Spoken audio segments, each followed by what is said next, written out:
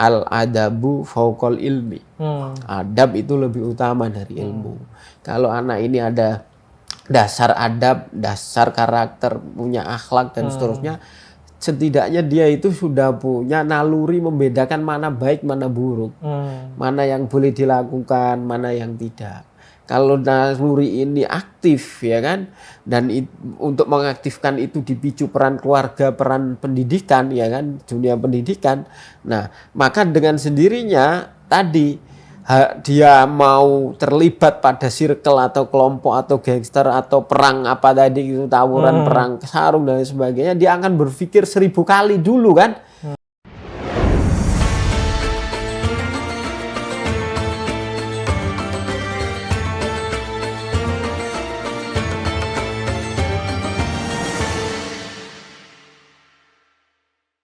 Baik Mas, kita lanjutkan Mas. Ini diskusi yang saya pribadi sih sangat butuh Mas ya, input terkait dengan kondisi realita di lapangan tentang anak-anak muda Mas ya. Apalagi di Jakarta nih Mas ya, saya kurang lebih 2 tahun baru Mas berdiam di Jakarta dan sering mendengar banyak anak-anak muda yang tawuran, bergeng-geng begitu Mas. Apalagi ini kan Ramadan Mas ya. Biasanya kalau Ramadan itu ya agak volumenya bukan volume tapi levelnya agak rendah. Biasanya perang sarung gitu Mas, perang sarung. Nah, fenomena ini bagaimana Mas menjelaskan atau apa yang sudah mereka dapatkan, pengetahuan apa yang mereka dapatkan sehingga termotivasi dengan tindakan-tindakan yang premanisme, kriminalitas begitu Mas? Ya, lagi-lagi anak ini berperilaku, dia kadang tidak dari dirinya sendiri gitu. Betul. Pengaruh orang dewasa, pengaruh lingkungan, pengaruh media sosial dan seterusnya. Maka sebenarnya agar anak ini terkendali, ya tentu bagaimana kemudian peran keluarga menjadi sangat penting. Keluarga memastikan dia berteman dengan teman yang baik, keluarga memastikan dia hidup di tengah lingkungan yang lingkungan juga positif dan seterusnya. Apalagi momen bulan Ramadan semacam ini gitu. Ini sebenarnya bisa dijadikan sebagai momen untuk bagaimana membangun kedekatan antara anak dengan orang tua. Bagaimana ngontrol bersama-sama beribadah, sehingga ketika ngontrol bersama beribadah, tarawih bersama dan seterusnya, dengan sendirinya otomatis gitu mengendalikan dia tidak kemudian masuk dalam lingkungan yang negatif, lingkungan yang tadi membawa dia ikut kelompok perang sarung, perang petasan ya, lagi marah sekali nih kalau Ramadan nih, kemudian sampai kemudian tawuran dan seterusnya. Yang berikutnya tentu lagi-lagi soal tadi pendidikan karakter, pendidikan akhlak, pendidikan etika menjadi penting. Al-adabu fauqal ilmi. Adab itu lebih utama dari ilmu. Kalau anak ini ada dasar adab, dasar karakter, punya akhlak dan seterusnya, setidaknya dia itu sudah punya naluri membedakan mana baik, mana buruk, mana yang boleh dilakukan, mana yang tidak. Kalau naluri ini aktif, ya kan, dan untuk mengaktifkan itu dipicu peran keluarga, peran pendidikan, ya kan, dunia pendidikan. Nah, maka dengan sendirinya tadi dia mau terlibat pada circle atau kelompok atau gangster atau perang apa tadi itu, tawuran, perang sarung dan sebagainya, dia akan berpikir 1000 kali dulu kan. Wah, ini kalau saya nanti ikut perang ini, saya akan ikut tawuran, saya akan ikut ini, wah nanti gimana kalau seandainya misalkan saya korbannya atau ada korban dari teman saya, bagaimana nama baik orang tua dan sebagainya. Nah, maka dia akan berpikir 1000 kali kalau kemudian ada dasar akhlak, karakter, etika yang kemudian tertanam kepada dirinya. Nilai itu yang kemudian memicu dia untuk bisa mengendalikan dirinya untuk kemudian mana yang baik, mana yang buruk bisa dia lakukan begitu. Nah, tentu dalam konteks ini juga kemarin KPAI mengeluarkan statement, salah satunya pengendalian perilaku sosial menyimpang ya untuk generasi kita itu, untuk remaja kita, anak-anak kita di masyarakat terutama di perkotaan, bulan-bulan Ramadan begini terlibat tawuran, terlibat apa pengendalian, ya salah satunya negara hadir melalui aparat kepolisian gitu, pihak yang berwajib. Dengan cara apa? Melakukan deteksi dini. Jangan ada pembiaran. Bila perlu titiknya kan sebenarnya sudah itu saja. Betul. Ya, tongkrongannya Gila, itu saja. ya. Manggarai, Pasar Rebo itu kan flyover mana begitu kan. Nah, sebenarnya kalau idealnya ya udah tahu titiknya ya di sana dijaga dengan ketat, standby aparat keamanan dan seterusnya. Gitu. Sehingga memicu hal-hal yang negatif tadi bisa dikendalikan dan bisa ya tidak terjadi lagi begitu.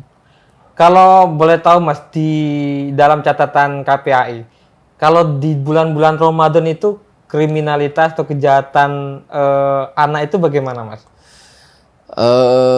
Jadi gini, kejahatan kepada anak atau kekerasan kepada anak itu istilahnya ibarat fenomena gunung es. Ya tentu tidak selalu relate dengan momen apa begitu. Kayak bulan Ramadan terus kekerasan menurun dan tidak ya belum ada ukuran di situ gitu, belum ada korelasi di situ. Tapi sebenarnya kekerasan kepada anak itu ibarat fenomena gunung es yang nampak, yang muncul, yang ngadu, yang dapat penanganan ya hanya sebagian saja begitu, masih banyak sekali. Nah, yang di bulan Ramadan khususnya di perkotaan ya tadi perilaku-perilaku berkelompok yang kemudian mengarah kepada perilaku penyimpangan perilaku sosial, mulai dari perang sarung, perang petasan hingga berujung kepada tawuran gitu.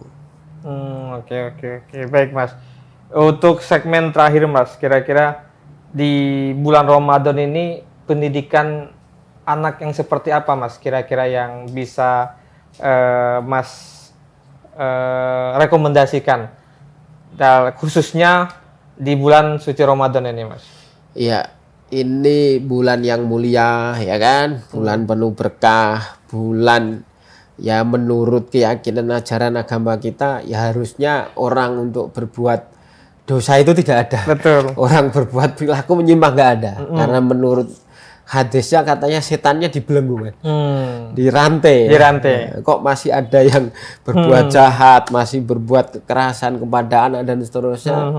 Ya mungkin kemanusiaannya sudah melampaui setan yang dibelenggu tadi. Gitu. Nah, ini sesuatu hal yang anomali, yang ironis. Di bulan suci masih terjadi kekerasan, masih terjadi penyimpangan perilaku sosial di anak-anak muda kita begitu. Nah, maka terkait memanfaatkan momen bulan suci ini, tentu bulan suci Ramadan itu identik dengan spiritualitas, penguatan spiritualitas. Artinya apa? Ya, melalui suasana Ramadan ini anak-anak kita, remaja kita, ayo kemudian kita kenalkan lagi kepada penciptanya, kepada Allah, kepada Tuhannya. Spiritualitasnya kita asah. Kenapa spiritualitas itu, kuatnya spiritualitas seseorang itu akan menjadi pondasi terhadap apa? Sikap sosialnya. Ya dia dekat dengan Tuhan pasti empatinya besar kan. Empati kepada sesamanya pasti kuat. Kalau orang sudah punya kepedulian empati yang kuat kepada sesama, mau berbuat jahat, mau berbuat kasar kepada orang lain kan dia akan berpikir ulang. Dan ya harusnya idealnya nggak melakukan itu, karena nalar spiritualisnya kuat, tentu nalar sosialnya kuat. Kalau itu nggak terjadi berarti ada masalah nih gitu. Cara dia mengasah nalar spiritual tidak ketemu rasa, baru sebatas lifting aja, baru sebatas syariah saja, belum menemukan rasa. Bagaimana kemudian nilai spiritualitas ini mempengaruhi perilaku sosialnya, mempengaruhi akhlaknya, mempengaruhi etikanya. Nah, yang berikutnya tentu tadi secara momen Ramadan ini, nalar spiritualitas ya, salah satu hikmah Ramadan kan juga bagaimana membangkitkan kepedulian. Maka di sana kan dianjurkan berbagi, dianjurkan bersedekah yang banyak, dianjurkan zakat dan seterusnya. Salah satunya Ramadan memberikan pembelajaran gitu agar menguatkan nilai-nilai kepekaan sosial. Hablum minallahnya kuat, hablum minannasnya juga kemudian kuat. Nah, kalau kemudian dua ini dikuatkan, maka sebenarnya pengendalian diri dengan sendirinya akan muncul. Karena bagi saya perlindungan yang kuat, sistem perlindungan yang kuat itu harus lahir dari diri sendiri remaja itu atau anak itu. Sehingga dia sudah punya konsep diri untuk membedakan. Di Al-Quran kan jelas kan, di surat apa itu, Asy-Syams, wa nafsi wa ma sawwaha fa alhamaha fujuraha wa taqwaha, bahwa Allah itu sudah memberikan potensi jiwa, ya kan, kepada manusia untuk kemudian dia memilih baik atau memilih buruk. Nah, kalau ini kemudian diasah khususnya di bulan Ramadan untuk kemudian jiwa itu mengenal mana yang baik, kemudian meninggalkan mana yang buruk, maka dengan sendirinya dia akan memunculkan perilaku sosial yang baik, memunculkan kesolehan sosial yang baik. Nah, momen Ramadan ini saya kira penting. Keluarga hadir, anak diasah nalar spiritualnya, nalar sosialnya, sehingga akan berimplikasi terhadap pembentukan sikap akhlak anak, ya kan, kepribadian anak. Sehingga dengan begitu dia akan memiliki konsep diri, mana yang baik dia akan lakukan, mana yang buruk dia akan tinggalkan, dan punya orientasi hidup. Apa orientasi hidupnya? Memberikan manfaat sebanyak-banyaknya kepada sesama, berbuat baik sebanyak-banyaknya kepada sesama. Karena dengan begitu dia punya tujuan akhir yang utama. Apa itu? Ketemu dengan Robnya, ketemu dengan penciptanya, sesuai dengan asahan di awal tadi. Nalar spiritual ya mengembalikan tadi, kembali kepada Tuhannya. Dia tujuan akhir hidupnya juga akan kembali ke Tuhannya dan ketemu dengan Tuhannya, penciptanya, dengan rasa bahagia karena sudah punya investasi kebaikan, kemanfaatan kepada sesama yang luar biasa. Baik, wah luar biasa.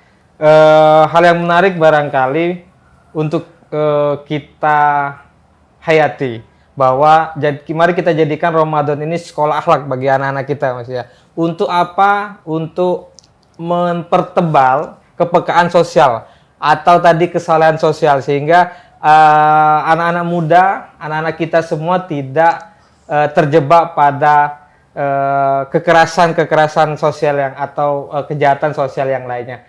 Baik, Mas Haris, terima kasih banyak. Mohon maaf ini sebenarnya masih banyak yang kami tanyakan, tapi sebelum saya tutup, Mas, biasanya kami akan buka pertanyaan untuk tim ini, kru, Mas. Iya. Oke, silakan. Ada yang mau nanya, tim? Ya, ada satu, Mas. Oke, silakan. Terkait masalah Ramadan ini, kita mengetahui bahwa Ramadan ini adalah rutinitas anak itu pola istirahatnya berbeda mungkin. Yang tadinya lebih cepat, terus akhirnya pola anak ini menjadi berubah, yang harus sahur dan lain sebagainya macamnya. Nah, ini mengontrol pola tidur dengan kegiatan pendidikannya nanti di pagi hari ini bagaimana ya, Mas? Agar tetap semangat. Tetap semangat di bulan Ramadan ini. Ya, saya kira juga itu menjadi bagian dari kerja perlindungan anak. Salah satu hak anak, dia punya hak untuk bagaimana pemanfaatan waktu, ya, pemanfaatan waktu. Salah satunya mengatur porsi istirahat, mengatur porsi dia bermain, ya, agar merefresh dari kepenatan, kemudian mengatur porsi dia beribadah, mengatur porsi dia belajar, ya, sekolah dan seterusnya. Nah, dalam konteks anak, karena anak itu pada situasi yang rentan, maka butuh kehadiran orang dewasa. Orang dewasa itu siapa? Ya orang tuanya, ya gurunya, yang harus bisa mengukur potensi yang ada, yang harus bisa mengukur kekuatan anak, ke daya tahan tubuh anak, kapan dia harus istirahat, kapan dia harus belajar dan seterusnya. Dan nggak bisa diforsir kan? Nanti kalau diforsir justru akan menimbulkan efek negatif yang lainnya. Nah, akan sakit dan seterusnya. Nah, kehadiran orang tua memanage waktu anak, kehadiran guru memanage waktu anak, kehadiran orang dewasa di sekitarnya, ya, keluarga memanage waktu anak dalam situasi Ramadan semacam ini menjadi sangat penting. Sehingga anak masih tetap bisa semangat belajar, semangat beribadah, semangat tetap ada ruang bermain, tetap ada ruang berinteraksi dengan temannya. Nah, manage ini, waktu ini menjadi sangat penting sekali. Seperti itu. Baik. Ada lagi, tim? Cukup? Sekali lagi terima kasih Sama-sama, Mas Haris. sama-sama. Semoga Ramadannya lancar, Amin, amin, aman, amin, dan amin. kita semua mendapatkan keberkahan Allah Subhanahu wa Amin taala. ya rabbal alamin. Terima kasih. Sekian, sampai berjumpa dan jangan lupa subscribe channel Good Imun. Assalamualaikum warahmatullahi wabarakatuh. Waalaikumsalam warahmatullahi wabarakatuh.